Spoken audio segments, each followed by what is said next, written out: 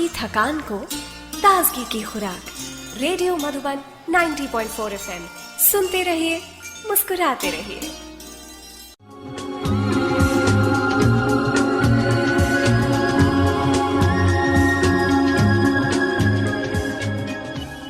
नमस्कार, मेरा गांव मेरा अंचल इस कार्यक्रम में आप सभी किसान भाइयों का तहे दिल से स्वागत है। आज के शो में हमारे साथ फिर से एक बार पांडुरंग जी हैं, जो महाराष्ट्र कृषि संचालक के पद पर उपस्थित हैं और काफ़ी अच्छा एक अनुभव है जो हमने पहले भी सुना। उनका एक बहुत ही अच्छा सुंदर एक्सपीरियंस, किस तरह से वो इस फील्ड में आए उसके बारे में हमने जानकारी हासिल की। तो अभी मैं जानना चाहूँगा उनसे कि वैसे वाटरशेड डेवलपमेंट के बारे में बात करेंगे। तो आज के शो में फिर से एक बार पांडुरंग वाटेकर जी का तहे दिल से स्वागत है।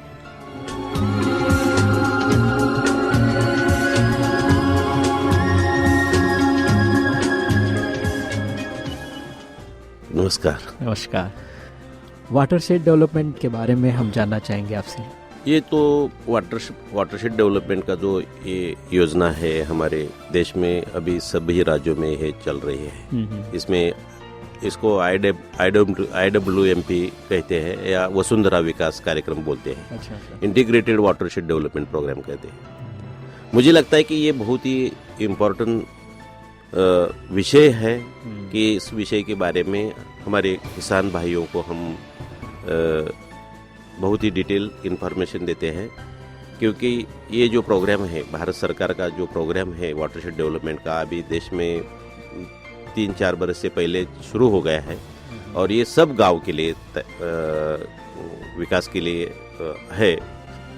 सिर्फ खाली हमारे किसान भाइयों जो हमारी नज़दीक तहसील का जो कृषि कार्यालय है, ये कार्यालय में अगर मिलते हैं और उनके गांव का जो वाटरशेड ऑलरेडी वाटरशेड का जो मैप है वो भूजल सर्वेक्षण विभाग ने बनाया है। सब आप देश का जो मैप है वाटरशेड, जो भी उसमें मैक्रो वाटरशेड है, मिनी वाटरशेड्स है, ऐसे मैप बनाए हैं। अच्छा। अभी हमारे कृषि के कर्मचारी या एग्रीकल्चर इंजीनियरिंग के जो ऑफिसर है हमारे या कर्मचारी है, वो गांव में जाके वो जो मैप है वाटरशेड डेवलपमेंट का उसके मुताबिक वो जो प्लान बनाते हैं।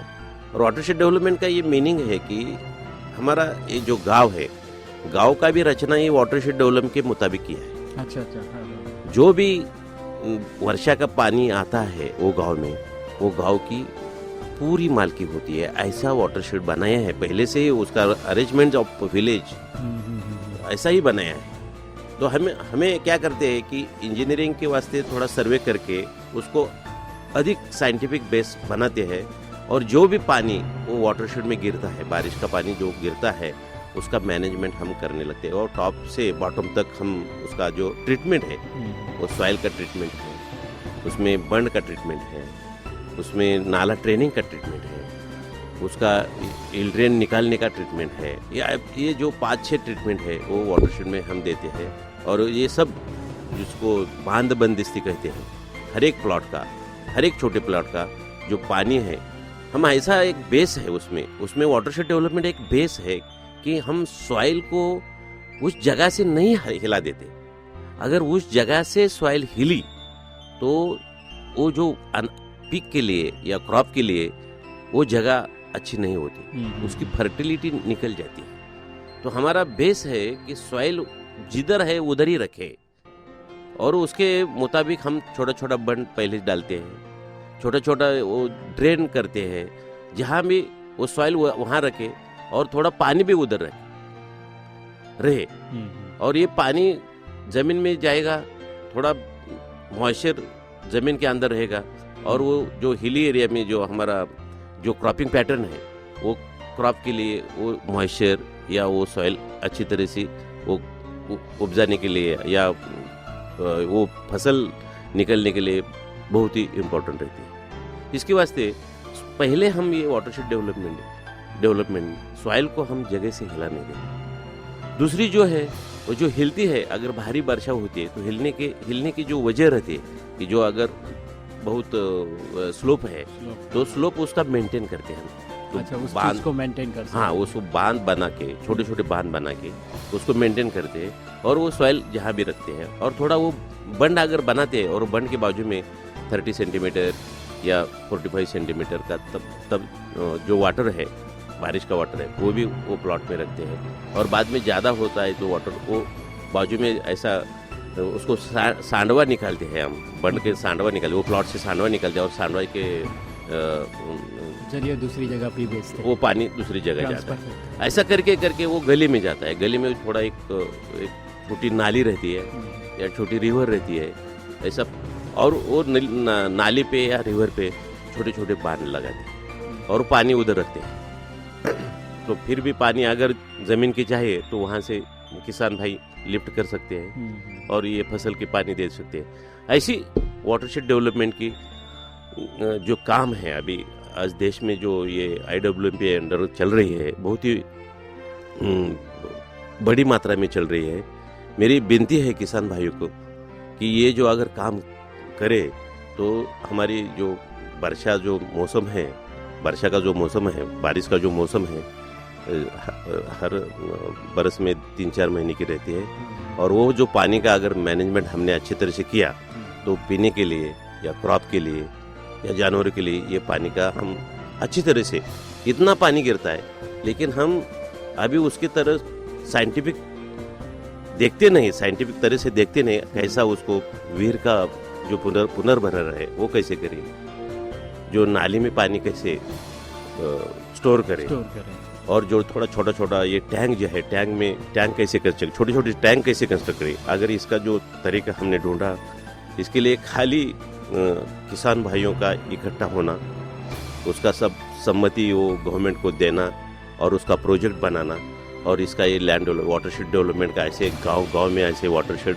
सक्सेसफुल वाटरशेड होते हैं तो ये पूरी उसमें बारिश का और ये पानी का और ये सॉइल का अगर मैनेजमेंट होता है तो जो सॉइल का मैनेजमेंट में फसल अच्छी आएगी, और पानी हम वहाँ इकट्ठा छोटे छोटे जगह पे, या कुआं है या टैंक है या गली है या कोई छोटे छोटे तालाब है, उसमें अगर हम स्टोर करें तो ये सब हमारे लिए जो बाकी का जो 8 महीने का जो कालावधि है हर एक बरस आने वाले 8 महीने में हम लोग उसको वो सबका अच्छे तरह से हम इसका यूज करके वो पानी का बहुत ही कुछ मेरा ये दावा है कि अगर हम ये बारिश के सीजन में अगर पानी का अच्छी तरह से मैनेजमेंट करने के बाद हमें दूसरी बारिश सीजन आने तक कोई पानी की समस्या नहीं रहेगी, ऐसा मेरा डेफिनेटली। और इसके लिए गवर्नमेंट आपके खेत के बांध पे खड़ी है, खाली आप भाई इकट्ठा होना है और आपको सम्मति देना है और आपका वाटरशेड का डेवलपमेंट करना है। ये मेरी सब किसान भाई बहन को विनती है। बहुत ही अच्छी बात पांडुरंग वाटेकर जी बता रहे हैं कि एक बहुत ही अच्छा सिस्टम है, सरकार इस वाटरशेड डेवलपमेंट के लिए बहुत काम कर रही है। और आप सभी लोग कहते हैं कि बारिश का पानी बड़ा अनमोल, लेकिन उसका अनमोल तब होगा जब हम उसका अच्छी तरह से स्टोरेज कर सके, उसको बचा सके, उसको अपने साथ रख सके और उसका उपयोग कर सके। क्योंकि हम लोग कई बार होता है कि बारिश का पानी तो आता ही है, ईश्वर देता ही है, लेकिन उसको हम लोग जमा नहीं कर पाते हैं।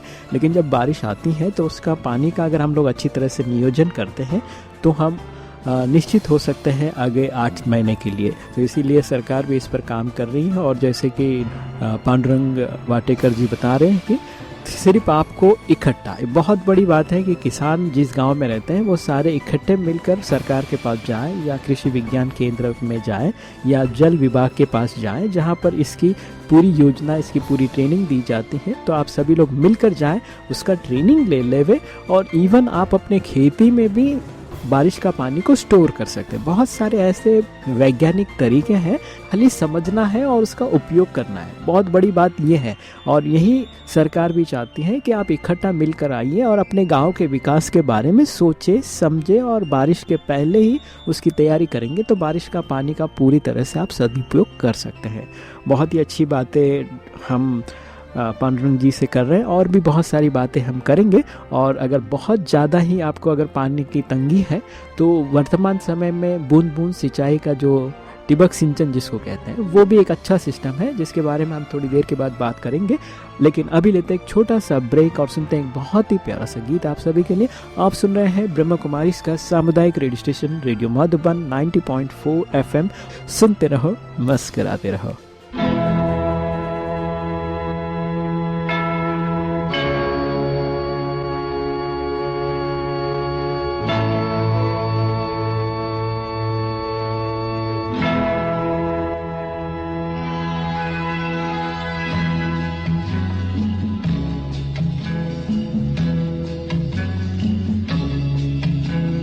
जाना नहीं तू कहीं हार के, कांटों पे चल के मिलेंगे साए बहार के। रुक जाना नहीं तू कहीं हार के, कांटों पे चल के मिलेंगे साए बहार के। ओ राही ओ राही ओ राही ओ राही ओ राही ओ राही ओ राही ओ राही।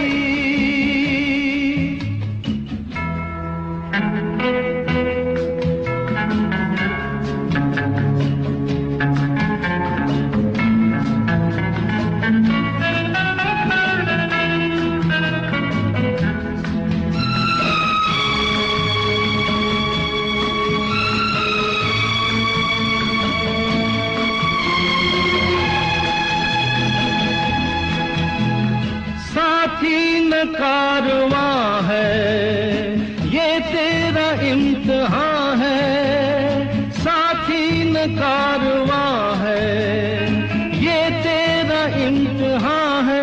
यूं ही चला चल दिल के सहारे, करती है मंजिल तुझको इशारे। देख कहीं कोई रोक नहीं ले तुझको पुकार के। ओ राही ओ राही ओ राही ओ राही। रुक जाना नहीं तू कहीं हार के, कांटों के चल के मिलेंगे साए बहार के। ओ राही ओ राही ओ राही ओ राही ओ राही ओ राही ओ राही ओ राही।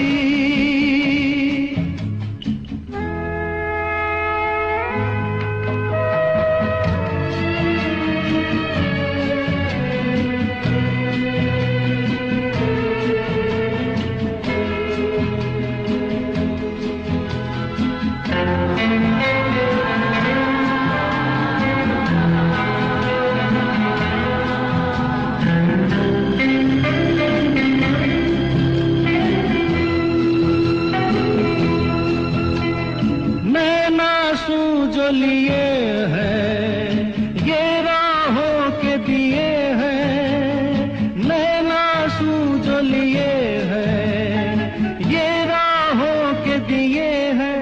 लोगों को उनका सब कुछ दे के तू तो चला था सपने ही लेके। कोई नहीं तो तेरे अपने हैं सपने ये प्यार के। ओ राही ओ राही ओ राही ओ राही। रुक जाना नहीं तू कहीं हार के,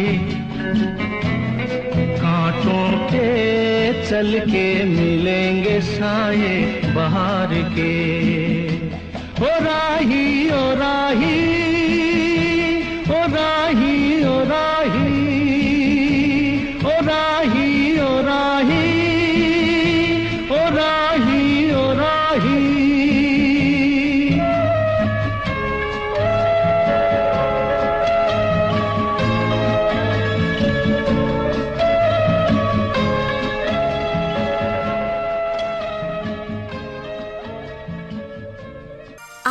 थकान को ताजगी की खुराक। रेडियो मधुबन 90.4 FM, सुनते रहिए, मुस्कुराते रहिए।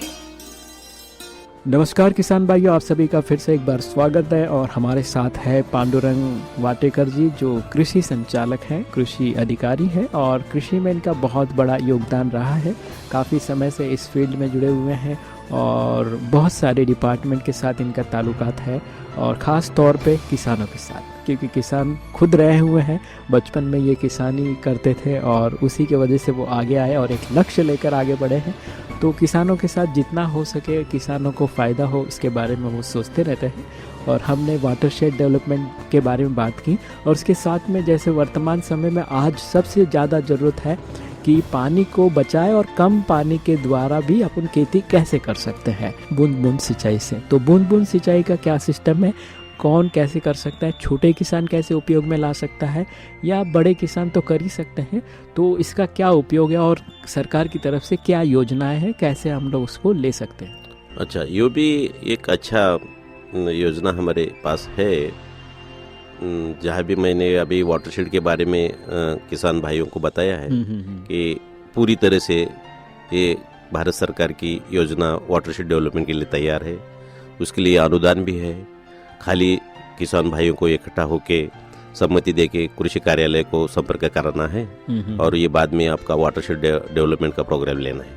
वाटरशेड डेवलपमेंट में जो भी किसान भाइयों का जो कुआं है, जो भी टैंक है छोटे छोटे, जो भी उसको फार्म पॉन्ड कहते हैं, अभी फार्म पॉन्ड का भी बहुत बड़ा प्रोग्राम भारत सरकार ने लिया है। अगर ये किसान भाइयों के फार्म में उनका पॉन्ड रहता है, वो पॉन्ड में उसके जो बारिश का पानी उसके फार्म में गिरता है और वो पॉन्ड में इकट्ठा होता है। बाद में ये पानी का छोटा बूंद बूंद से यूज़ करने के लिए गवर्नमेंट में दूसरा एक drip irrigation and sprinkler irrigation की ये 2 स्कीम बनाई है।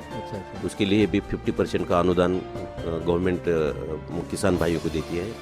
तो ये राजस्थान में मेरे ख्याल से 90% अनुदान दे रही है। तो अभी जो स्मॉल एंड मार्जिनल फार्मर्स है उसके लिए भारत सरकार ने थोड़ा 90% तक का अनुदान भी दिया है।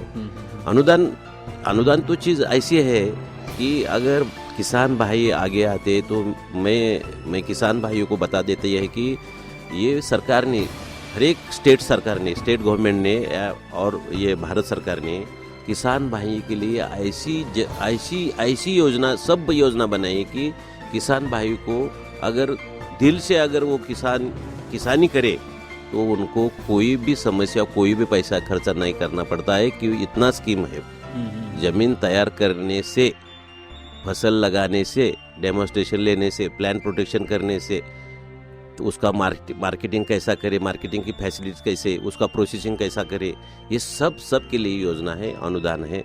मैं किसान भाई को यही विनती करता हूँ कि अगर सच्ची दिल से हम किसानी से शुरू किए तो मुझे लगता है कि आपकी 1 एकड़ में, मुझे तो लगता है कि 1 एकड़ में 5 लाख का इनकम हर बरस में मिलता है। ऐसी टेक्नोलॉजी और ऐसी योजनाएं गवर्नमेंट के पास है। इसके लिए हमारे ऑफिसर और हमारे शास्त्रज्ञ काम कर रहे हैं। खाली मेरी विनती है किसान भाइयों को, ये थोड़ा अगर हम कृषि कार्यालय में सच दिल से अगर संपर्क करें तो ये सब योजना की माहिती मालूमात हो जाती है। तो ये ड्रिप इरिगेशन का बहुत बड़ा स्कीम है। इसके लिए भी भारत सरकार बहुत बड़ी खर्चा कर रही है।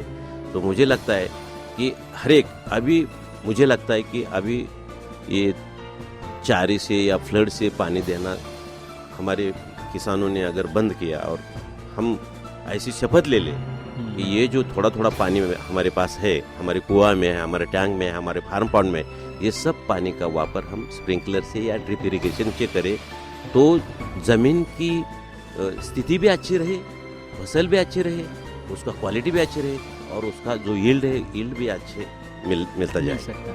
तो और पानी का जो समस्या है वो भी कभी किसान भाइयों को फ्यूचर में कभी उसके साथ समस्या नहीं गिरेगी, पानी की समस्या भी नहीं गिरेगी और वो अच्छे तरह से अगर ये ड्रिप और स्प्रिंकलर इरिगेशन से वो पानी का अगर इस्तेमाल करेंगे तो मुझे लगता है कि जो खेती में आज कहते हैं कि खेती ये तोटे में चलती है या खेती करने में कुछ बहुत ही हमारे लिए खर्चा ज़्यादा आता है, लेकिन उत्पन्न कमी मिलता है या उत्पादन उसका कीमत कमी मिलती है। नहीं, वो पांडुरंग जी, मैं यही बात पूछना चाहता था कि जैसे कि बहुत सारे किसानों का कंप्लेन यही है कि हम लोग मेहनत बहुत करते हैं लेकिन मुनाफा उतना ही होता है, कभी कभी तो कर्जा भी हो जाता है। तो ये किसान इस तरह से बोलता है, माना वो क्या प्रॉब्लम है उसका? वो ये है कि अगर हम सिस्टमेटिक से किसानी करना या फार्मिंग करना, अगर ये व्यापारी सिस्टम से या कमर्शियल सिस्टम से अगर हम खेती करें तो उसमें हम देखें कि हर एक फसल लेते हैं तो उसके लिए क्या टेक्नोलॉजी है, कम से कम खर्च करने वाली टेक्नोलॉजी का है, हम उसका सब रिकॉर्ड रखें और उसके मुताबिक अगर हम खेती करें और उसका जो उत्पादन आता है तो उत्पादन हम कहाँ बेचे, कैसा बेचे, अगर मार्केट में उसको रेट नहीं तो उसको प्रोसेसिंग करें और उसको वैल्यू बढ़ाए। तो ये सब करना है। कमर्शियल फार्मिंग अगर हमारे किसान भाइयों ने शुरू करने की अगर प्रयत्न करना है तो इसके लिए सुधा गवर्नमेंट आपको गाइड करती है, उसके लिए स्कीम है। तो मुझे लगता है कि जो खर्चा आता है तो खर्चे से कम दुगुना तो पैसा मिलना चाहिए। ऐसी मार्केटिंग या उसको प्रोसेसिंग के बारे में सोचना है और उसको प्रोसेस करके बाद में अगर सेल करता है तो उसको कीमत ज़्यादा मिलती है डेफिनेटली। तो मेरी विनती यही है किसान भाई को, खेती करना है तो ऐसा जहाँ भी कैसा पानी देते हैं, क्या कौन सा वैरायटी लेते हैं या कितना उसको प्लांट प्रोटेक्शन के बारे में, इनपुट के बारे में कितना चाहिए, कितना डालते हैं। अगर कोई इनपुट में अगर ये खत की ज़रूरत नहीं तो खत क्यों डालें, हम उसको खर्चा क्यों करें। ये सब अगर साइंटिफिक के बारे में अगर सोचे हमारे कृषि अधिकारी या कर्मचारियों को आप संपर्क करें तो इसको खत कितना डालना है, इसको इंटरकल्चरिंग क्या करना है, इसको पानी का क्या सिस्टम करना है, ये जो सब सिस्टम है तो खर्चा कम करने के लिए है। और खर्चा कम करने के बाद उत्पन्न अच्छे मिलेगी और उत्पन्न जो अभी आता है, फसल का जो उत्पन्न आता है तो अगर किसान भाई के घर में कितना लगता है और ज़्यादा जो रहता है तो कहाँ हम बेचें, इसका भी प्लानिंग करना है। अगर ये सब किया तो मुझे डेफिनेटली लगता है कि किसान भाइयों को खेती से अच्छी इनकम हो सकती है। तो बहुत ही अच्छी बातें आपने बताया और मुझे लगता है कि हमारे किसान भाई जो हमें सुन रहे हैं, अगर आपके जहन में कोई सवाल हो, कोई बात हो तो आप हमें SMS कर सकते हैं 94 14 15 14 15 इस नंबर पे। आप अपना नाम और गांव लिख कर भेज सकते हैं, क्या प्रॉब्लम है वो भी लिख के भेज सकते हैं, ताकि हम आने वाले समय में हम इस आपकी बातों को लेकर भी डॉक्टर साहब से बात कर सकते हैं या कृषि संचालक से बात कर सकते हैं, ताकि आपको अपना प्रश्न का उत्तर मिल सके। और मैं यही कहना चाहूँगा कि अभी तक जो हमारे साथ बातें हुई या जिनसे भी मैं बात कर रहा हूँ तो मेरे समझ में ये आ रहा है कि हम सभी को जो भी नए टेक्नोलॉजी आजकल यूज़ हो रही है या नए टेक्नोलॉजी किसानों के लिए आ रही है, उस टेक्नोलॉजी का पूरा उपयोग करना है। हाँ, कई बार ऐसा हो जाता है कि आप टेक्नोलॉजी को कैसे इस्तेमाल करना है, कौन देगा, इसका गाइडलाइन आपको प्रॉपरली नहीं मिलता है, ये भी बात हो सकता है। लेकिन इसके लिए आपको जो है थोड़ा सा 1-2 दिन निकाल के कृषि विज्ञान केंद्र जो आपके पास में है वहाँ पर जाइए, उस ऑफिसर से मिलिए और आराम से बैठकर उनके बातों को पहले समझिए। कहीं भी ऐसा दिमाग में कोई और बात लेकर आप मत जाइए, पहले उनको समझिए कि किस तरह से आपके पास कितनी खेती है वो बताइए और उनके हिसाब से किस योजना में आप जा सकते हो वो समझ लीजिए और उसके अनुसार उनके कहने के मुताबिक एक बार आपको करके देखना है। फिर आपको कितना बेनिफिट होता है फिर उससे आपको अंदाज़ा आ जाएगा और फिर नेक्स्ट टाइम पे आगे आप बढ़ सकते हैं। तो ऐसे कई किसान हैं जिनके साथ मेरी बातचीत भी होती है कृषि विज्ञान केंद्र से, जो भी जुड़ते हैं और उनको जिस तरह की भी स्कीम्स मालूम हो जाते हैं और उस अनुसार एक बात है कि आपको मेहनत करनी है। कभी कभी हम लोग सोचते हैं कि हमने जैसे कृषि विज्ञान केंद्र से समझ मिला, माहिती मिला, उस अनुसार हमने किया और उसके बाद फिर हम कभी खेती में गए ही नहीं तो फिर बड़ा मुश्किल हो जाता है। इसलिए खेती में आपको जाना बहुत ज़रूरी है, निरीक्षण करना बहुत ज़रूरी है और जितने समय आप खेती में घूमते हो अच्छे वाइब्रेशन देना है, अच्छी शुभकामना करनी है और आपको सोचना है कि आपका खेती में बहुत अच्छा पैदावार हो रहा है, बहुत ही हाई क्वालिटी का अनाज आपके खेती में हो रहा है और आपके ऊपर पूरी तरह से ईश्वर की कृपा है। आपकी जो खेती है बहुत ही सुंदर है। इस तरह अच्छे विचारों से खेती में घूमना चाहिए जिससे आपको बहुत बेनिफिट भी मिल सकता है। और एक बात मैंने जैसे इसी तरह इंटरव्यू में एक बार डॉक्टर प्रकाश कुमार गुप्ता से बात हुई थी, उन्होंने कहा था farmer step is the best medicine for the farming, यानी किसान का पैर ही बहुत बड़ा दवा का काम करता है। यानी आप खेती में घूमेंगे तो आपको मालूम पड़ेगा कि क्या हो रहा है, कैसे हो रहा है, तो इसीलिए आपका खेती में फिरना भी बहुत बड़ा एक दवाई का काम करता है। तो इसीलिए ये सारी बातों का आप ध्यान रखिए, थोड़ा सा अटेंशन की बात है। और मैं यही कहना चाहूँगा पांडुरंग जी से कि आपको बहुत सारे लोग रेडियो के माध्यम से सुन रहे हैं, तो उनके लिए एक छोटा सा मैसेज जरूर दें, एक संदेश। अभी जो खेती के बारे में जो मेरा संदेश यही है कि अगर सच्चे दिल से, या जो हमारी एक जन्मदात्री माता है और दूसरी भूमाता है, और ये भारतवर्ष की जो भूमाता है ये पूरे वर्ल्ड में बहुत ही अच्छी माता है, और ये भारत कृषि प्रधान देश है, और हमारे भाइयों, किसान भाइयों जो है उनके ऊपर सब ये निर्भर करती है। जो फसल आती है, जो अनाज आती है, जो अनाज का फसल आता है, जो फल के फसल आती है, या जो फूल की फसल आती है, या औषधि वनस्पति की फसल आती है, इसमें सब किसान भाइयों के सब भरोसा है। मेरा यही एक संदेश रहेगा, अगर हम ये भूमाता की दिल से सेवा करें तो ये भारत भूमि पूरा जग के लिए अनाज पैदा कर सकती है, और ये ताकत हमारे भारत भूमि के किसानों में है, ये मेरा आत्मविश्वास है। बहुत ही अच्छी बात आपने बताया पांडुरंग जी। आप सुन रहे हैं रेडियो मधुबन 90.4 एफएम पर मेरा गांव मेरा अंचल, और किसान भाइयों से मैं यही कहना चाहूँगा कि आप हिम्मत करके एक कदम बढ़ाइए तो आपको 100 कदम जो है परमात्मा की मदद मिल सकती है। बस आपका आत्मविश्वास होना चाहिए, जैसे पांडुरंग जी ने बताया, बस पूरे आत्मविश्वास के साथ आप अपने कारोबार में, अपने खेती में आगे बढ़ते जाइए तो आपको बहुत सारी सफलता मिलेगी। और थोड़ा सा एक मेहनत और नॉलेज जिसको कहते हैं ज्ञान, मेहनत के साथ साथ ज्ञान का भी बहुत ज़रूरी है। जितना आप ज्ञान लेंगे और जितना मेहनत आप करेंगे उतना ही ज़्यादा आप आगे बढ़ सकेंगे। तो इस बात का ज़रूर ध्यान रखिए और कृषि विज्ञान केंद्र से संपर्क करते रहिए और आगे बढ़ते रहिए। इन्हीं शुभकामनाओं के साथ मुझे और पांडुरंग जी को दीजिए इजाज़त। आप सुन रहे हैं रेडियो मधुबन 90.4 FM, सुनते रहो मुस्कुराते रहो। ये हौसला कैसे झुके, ये आरज़ू कैसे रुके, ये हौसला कैसे झुके, ये आरज़ू कैसे रुके। मंजिल मुश्किल तो क्या, धुंधला सा है तो क्या, तन्हाई दिल तो क्या।